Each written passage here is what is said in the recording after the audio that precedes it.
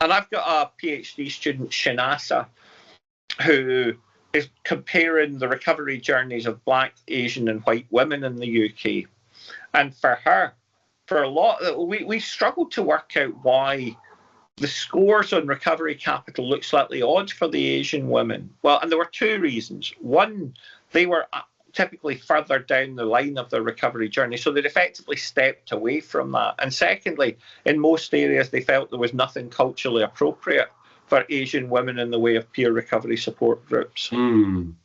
So two interesting, albeit politically different implications. But, the other thing I think that's really important to say, I took my wife to the recovery, not this year, but last year we went to the Recovery Games event in Doncaster. Yeah. And it was fabulous. It was about 1,000 people at the event. And my wife is American, and she basically was looking around. And as we left, she said, that was fabulous.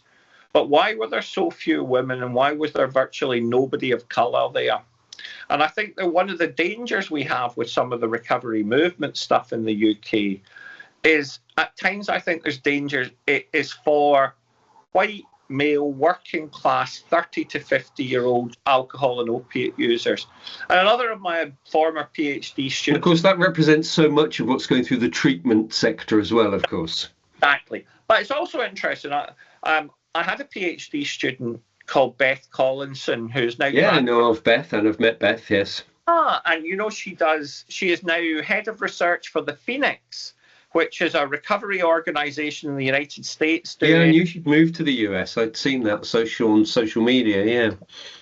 But her work was about community recovery. You want to move your phone a little bit across? That's great, go on.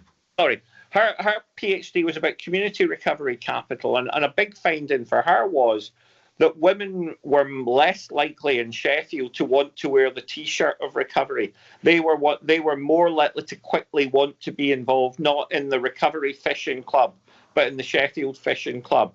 Yeah. So they didn't want to walk under the banner to the same extent. Now, we haven't replicated that finding anywhere, but I think we need to be cautious at times about the visible recovery community. We have to be careful about generalising that to other people and other groups in recovery. And